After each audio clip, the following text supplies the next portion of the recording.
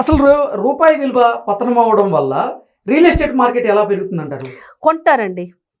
ఇప్పుడు అదే చెప్పాను, ఇప్పుడు ₹1,00,000 పెట్టి కొనే ప్రాపర్టీ మీకు 70-80,000లో వస్తుంది. ఎందుకంటే రూపీస్ డిమినిషింగ్. ఓకే, సో ఇప్పుడు డాలర్ రేట్స్ లో ఇప్పుడు ఒక for example just imagine that ఒక 5 million కి మనకి ఇండియాలో అంటే ఎనీవేర్ ఇన్ ఇండియా ఓకే ఒక ప్రాపర్టీ వస్తుంది అనుకోండి. ఓకే, ఇప్పుడు డాలర్ ఎక్కువ ఉంది, రూపీ తక్కువ ఉంది. అది 5 million ఇవ్వాల్సిన అవసరం లేదు, అక్కడ 3.5-4 million ఇస్తే వచ్చేస్తుంది.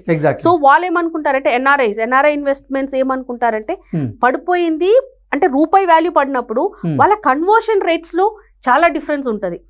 అవును. ఓకే, సో ఇప్పుడు రూపాయి అంటే ఒక డాలర్ కన్వర్ట్ చేస్తే ఇప్పుడు 90 రూపీస్, దీని ముందు 80-83 రూపీస్ ఉండేది. ఓకే, 76 కూడా ఉండింది, 45. Okay, that was a long story.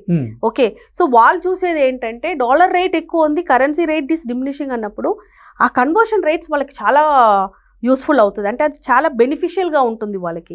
So ఆ టైంలో వాళ్ళు ఏం చేస్తారంటే మేజర్ ఇన్వెస్ట్మెంట్స్ వాళ్ళు ఇండియాలో చేసేది ఈజ్ ఓన్లీ ప్రాపర్టీస్. ఎందుకంటే వాళ్ళు గోల్డ్ ఇక్కడ కొన్నా కూడా తీసుకొని వెళ్ళి అక్కడ కాపాడుకునేది ఏమి ఉండదు.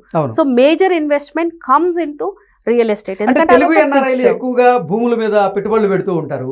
అది అంటే రూపాయి విలువ పతమైనప్పుడు ఎక్కువగా వారు ఇంకా పెట్టుబడులు పెట్టేందుకు ఆసక్తి చూపిస్తూ ఉంటారు. అవును. సో ఇప్పుడు మళ్ళీ రియల్ ఎస్టేట్ మార్కెట్ పెరిగేటువంటి ఆ పరిస్థితి ఉంటుందంటారు? ఇప్పుడున్న పరిస్థితిలో ఇప్పుడు people are not just investing in Hyderabad అండి, వాళ్ళు గ్లోబల్ సిటీస్ కి కూడా వెళ్తున్నారు. నాట్ ఓన్లీ ఇండియా లాంటి చాలా కంట్రీస్ ఉన్నాయి where they are having lots of scope. ఇప్పుడు దుబాయ్ రియల్ ఎస్టేట్ చూసుకుంటే చాలా ఇన్వెస్ట్మెంట్స్ ఇండియన్ రూపీ అండ్ మన ఇండియాలో ఉన్న NRIs are investing in to Dubai also.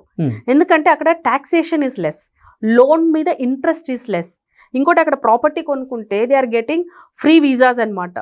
Okay, so people ఇప్పుడు జనాలకి ఏం కావాలండి, వాళ్ళు ఎక్కడ ఇన్వెస్ట్ చేసినా ఇప్పుడు ఇండియాకే తిరిగి రావాలని రూల్ లేదు. ఇండియా నుంచి వెళ్ళిన వాళ్ళు many parts of the world లో పీపుల్ ఆర్ సెటిలింగ్. వాళ్ళకి కావాల్సింది ఏంటంటే కన్వీనియన్స్. వాళ్ళ మనీ పెట్టినప్పుడు పవర్.